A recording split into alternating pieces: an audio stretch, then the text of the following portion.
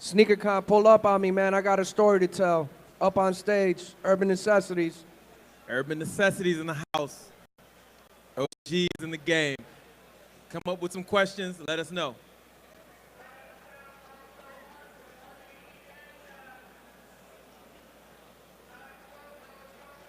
One second while that stream comes up.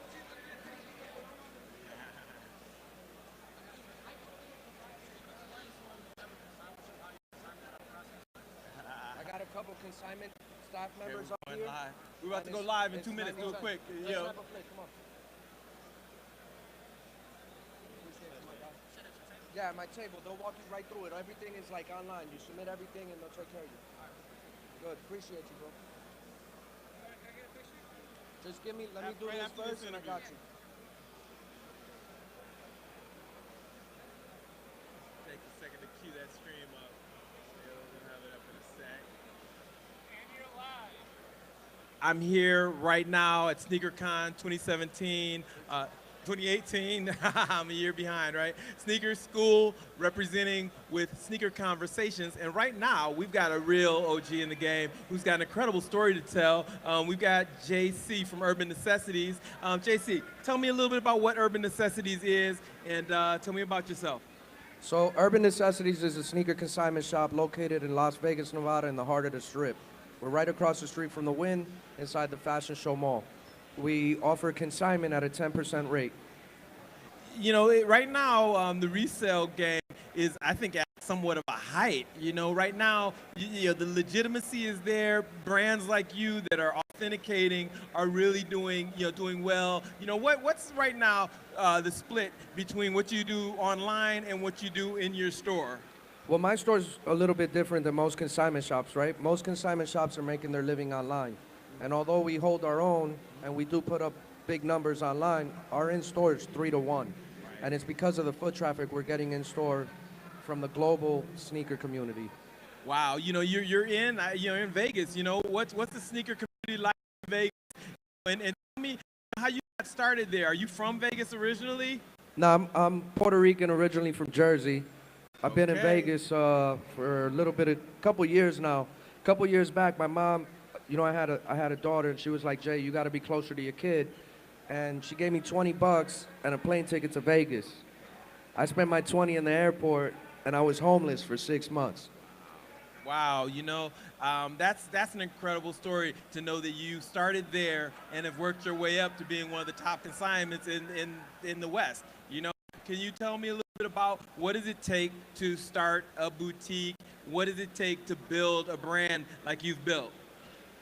Great questions. I think what's really helped me grow my brand is that my business partner, my wife, we're all willing to put in our time and effort from the second we wake up to the second we close, right? You can't do a consignment shop or a boutique and do it as a part-time thing, right? You can't have a full-time job and then think that you're going to be able to, you know, come in 5 to 9 and that people are going to support your brand, because retail is on the consumer's time, not yours, right? And that means from 10 to 9 days a week, right?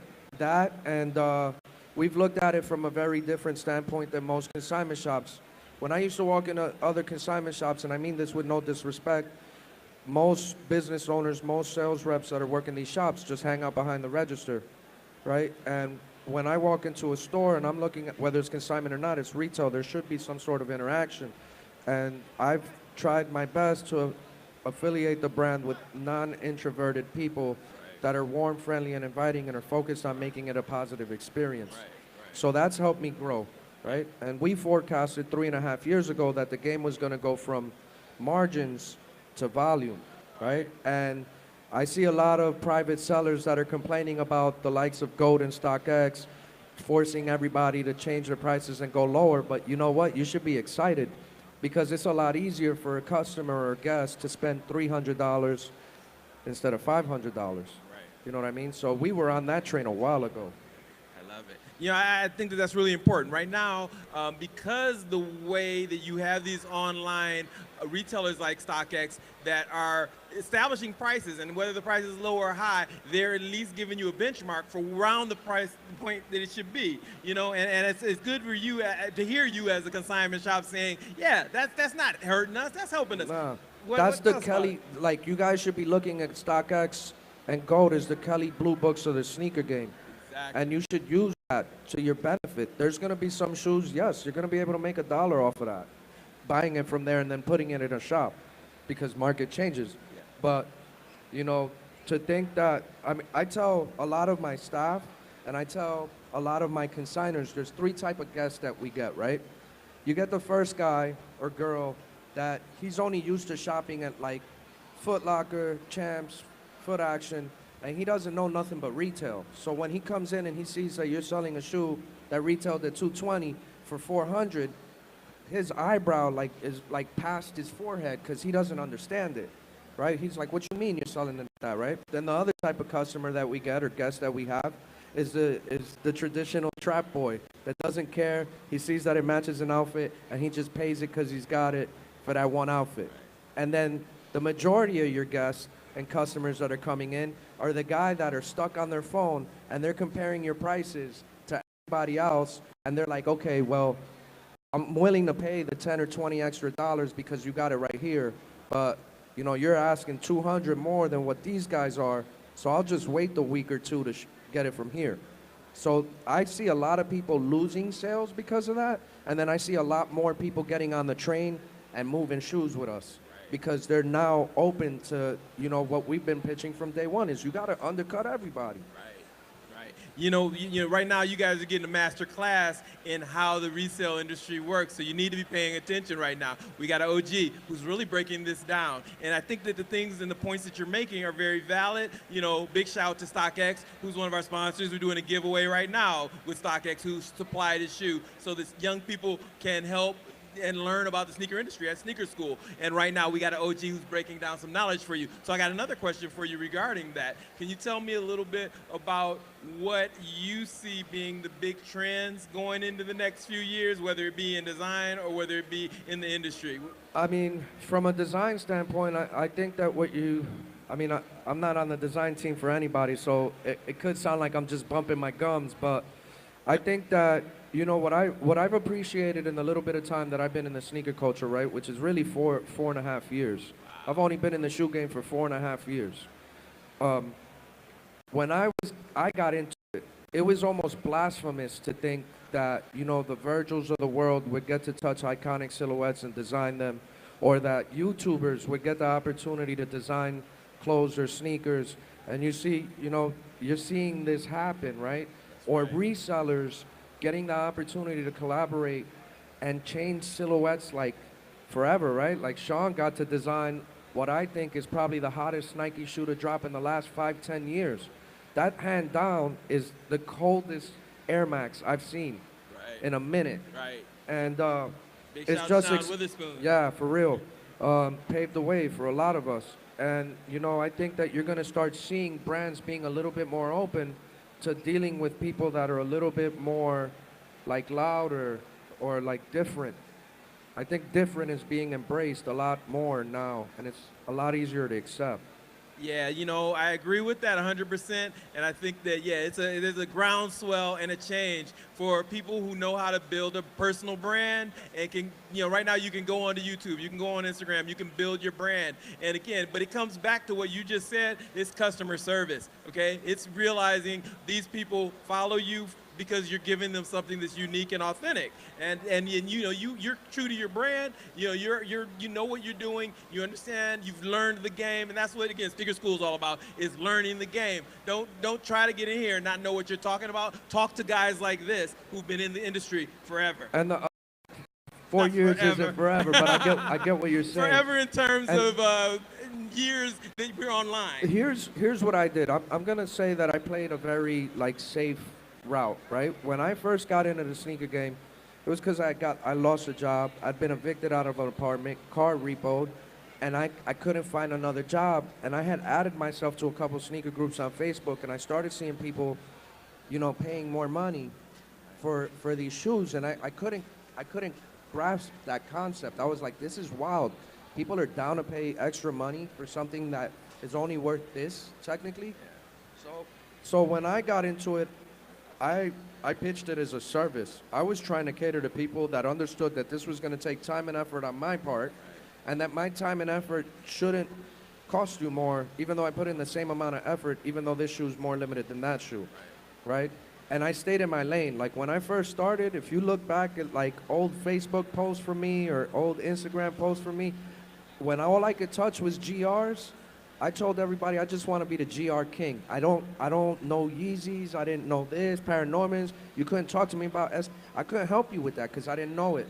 I forced myself to learn just being in sneaker groups. I forced myself while I was camping, you know, some releases 3 and 4 days out there and just having interactions. And as I felt more comfortable with it, I started then dabbling in Yeezys. And some of you guys have seen, we've gotten Yeezy samples that we've sold for 20 grand now, right? But it took a while to get educated to that. And I think that's one thing that gets lost in translation a lot. You got the young up-and-coming entrepreneur that really wants to make a name for himself, and he's just gambling his name for a couple $100, and that could ruin you before you even start, you know. And the other thing I did was I tried to build relationships with people that were good at what they were acquiring that I had no chance of getting, and just trying to explain the benefit and working together, right? I've tried, my brand has tried, and a lot of the vendors, and even SneakerCon for that matter, all we're trying to do is push the culture forward and make it a safer experience. And I think that over the last couple years, I've seen massive changes, and like attitude and everything has changed in the sneaker game. It's exciting. You know, that, again, you know, hearing your story is really important, and it's good for you to, you know, the way you're breaking it down. You know, I want to hear a little bit more though. Like, what was your big break? How did you land the deal that allowed you to set up Urban Necessities? I think it was just time and effort, one. Two, there was a sneaker I really wanted, was the Area 72 Barkley Posit. That was the first shoe I resold.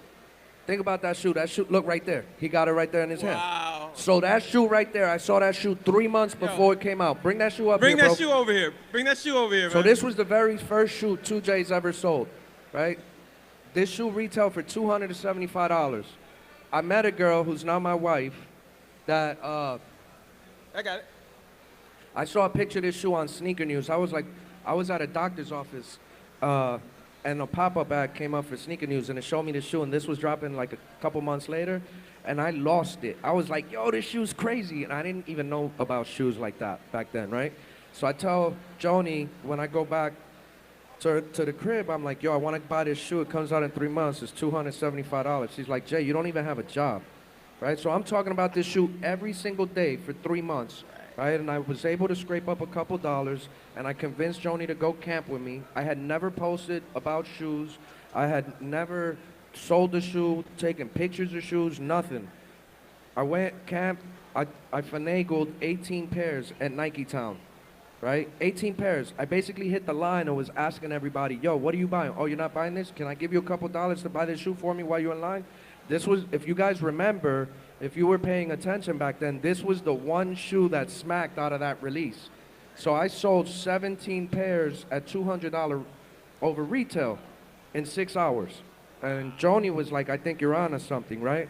Fast forward the next week, it was pink foam posit restock, and that Mellow Jordan 1 combo pack had dropped, and I bought those, and those were duds. So the first week, I looked like, this is gonna be like, I'm gonna turn to the next Richie Rich. The next week, it was like, yo, abort, abort, abort, right? So there was a lot of lumps. And saving the money, I was buying shoes the whole way through. So me and Joni argued a lot over that stuff. Like, I know a lot of you guys that are in relationships probably argue with your girl about how many shoes you buy and this and that, but if you're trying to be the reseller, you got to understand one thing. Look at it as a business suit, right? The way that I looked at it was, I can't be the guy in slides trying to sell you $500-600 shoes being the guy in slides. Like, you're going to feel a lot more comfortable buying from somebody that's wearing the stuff that you want, that they want, right? So we argued a lot. We winded up splitting 6 months in. The benefit of buying all those shoes that I bought for myself is that that's what winded up paying for motels, rental cars, food, because I was living in hotels, right? I didn't have no money. I ran out of money. I ran out of shoes to sell. Whose shoes? I ran out of shoes to sell. And I winded up having 3 shoes left. I couldn't even pay for the next motel night. It was $40 a night. Right? So I called the boy. I asked to sleep on his couch. And when I get to his couch, he's like, yo, what are you going to wind up doing? We're in a 1-bedroom apartment. I'm living now with my friend, his family. Right. You know, and I'm like, yo, there's this like really small sneaker event that's coming. I think I'm going to try to holler at everybody I've ever sold a shoe to and see if I could get them to let me sell shoes for them, because they're always complaining about the cost of the next shoe, but they're not wearing none of the shoes I sell them. So I winded up doing spit handshakes, and in a week, the event was 2 weeks out. In a week, I winded up getting almost 700 pairs on spit handshakes. So when I got 700 pairs on spit handshakes, I was like, man, if I could get 700 pairs on spit handshakes, imagine if I had a store. Wow. Right? So then I went to the raggediest mall in Vegas, which happened to be 10 minutes away from the Strip, and explained to them the benefit of what I thought I was going to be able to do. Right? We did this event. We killed it, but I only made $20 a shoe, and I took like 10 people to help me, so I didn't make no money. So after this event, this was in like July. In August, I'm like talking to the mall about opening a store. They let me slide. They're like, Jay, if you could get a LLC and write us a post-dated check, we'll let you open a store. So I did exactly that. Right? I got my LLC, which wasn't that much money. I wrote a post-dated check for 3 months advance. My rent in my first store was $500 a month, right? The hallway that I opened my store in had been closed for 5 years. My store had been closed for 7. I didn't have any neighbors for the first 6 months. So I had to figure out a way to be able to pay these $500 plus the employees, right? So what I did, 2J's Instagram account only had like 2,800 followers or something like that 3.5 years ago. And I made one post and I said, hey, if you have a local clothing brand, I'd love to talk to you and sell it at my store. So about 100 clothing brands came. But we only kept about 19 or 20 of them. And what we did was we charged them a percentage of sales, plus we charged them rent. Hey, you want window space? It's going to cost this much. You want this space? Cost that much. And I had to try to explain the benefits with the straightest of face, even though I was like terrified telling people, right? But it worked. I was able to pay employees. We opened September 17, 2014 in a store that was 2,500 square feet, if that. And September 17th, I gave my business partner $40 and I said, yo, this is all I got. But from here on out, you got all my time and effort. Wow, man. Yo, this is big. Master class right now. We did $1 million in sales by December 31st. $1 million in sales from $40 in 3 months. Wow. Every single year from then, we've jumped 3 and 4%. Last year, we did 12 million in sales. Wow. Okay, master class in being in this game, okay? Y'all listen to this man, okay? He's talking about real talk, okay? You want to do this on the level this man is doing it, listen to what he's saying, man. Yo, seriously. I started the store with 134 pairs of shoes. 120 of them were used and beat. Wow. Now you look at my store, we got shoes that go up to 20 grand. Wow. Right? Now you look at my store, I went from a store where I was paying $500 a month to now, well, you know, we're paying like $30,000 a month. I went from a store that I started with $40 into a store that we just dropped $250,000 to build out. So my point is that if this is something you want to do, if this is something you have a passion for, your circumstances and your situations don't define you and they're not permanent. As long as you put in the effort, and as long as you're willing to outwork everyone around you, you will get to where you want to be. That might not be today, that might not be tomorrow, might not be next week, next month, next year, might not be 5 years, 10 years. But as long as you know that this is what you want to do, you'll be able to get there. And you have to just have a positive attitude and be willing to work. And whether it's your fault or not, it's your fault. Always remember that. Right. Yeah, man, work ethic. You know, these are things right now that a lot of times are valued, but listen to this story because, again, this is what we want. We want you all to be able to be all you can be in this game. Sneaker School is all about that. Right now, Sneaker Con is all about that. They've created a platform that's allowing you to come up, allowing you to be legitimized. So, again, listen to what's going on right here. You know, right now, what do you feel is the something that you would give as your kernel to an up-and-coming reseller who wants to get their own shop? You know, who wants to work their way to that. You know, any bit of advice you share? don't be scared to fail, right? And not every deal is gonna make you $1. Sometimes you're gonna lose $1 doing a deal, but you never that deal that you made lost you a couple dollars there is gonna come back and pay 100-fold, and you didn't even see it coming. And I can say that about so many of these sneaker events that I've come. I've come to some of these events, and you guys have seen some of my YouTube videos. We spend all sorts of crazy money, and sometimes after, we can't even sell half the stuff we bought. But at the end of the day, you know, we built relationships with guys that are now consigning with us, which SneakerCon has helped me get to all the consigners that we have. I haven't missed a SneakerCon in 3 years, globally, right? Urban Necessities now has almost 9,500 consigners sending in anywhere between 100 to 500 items a day. Wow. We're pushing over 200 units a day. I'm not Flight Club, I'm not Stadium Goods, but I'm telling you, I'm Urban Necessities, and we moving. Urban Necessities represent. Give your handle, man. How can people find you online? My personal Instagram is at 2JayssKicks, TWOJSKicks. The store's Instagram is at urban_necessities. Right now, we've got a question coming from YouTube, so we're gonna go ahead and we're gonna take that question right now, but think about a question. I'm coming to the audience next. Right now, we're going to cyberspace, but we're gonna be coming back in a minute. So the question is, what has kept you going? What is your motivation? Okay, this is from Christopher online.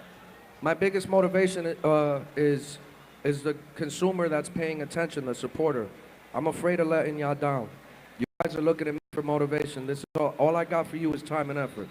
Wow, real talk again. Thank you. We're here with at SneakerCon 2018. Any questions from the audience? Anybody have a question they want to give Jaysse?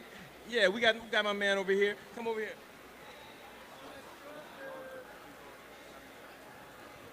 Jaysse, what do you think your okay, we on it. Jaysse, what do you think your favorite pair to actually wear is? It's a good question, man. I'm stuck on 9317s right now, the BYWs right now. You know, I'm about 120 years old, so I gotta have something that lets my, you know what I mean? I gotta be able to walk around in something comfy, man. What colorway of the 9317s you rocking with? White mountaineering. White's hot. Hey, yo, so who are you, man? I'm Rico over at Trusted Kicks, man. Just a humble guy. Yo, do me a favor. Follow this man on Instagram. He got a really dope shop out in Milwaukee, man. I've been there personally. I got a lot of respect for him and his family and his team.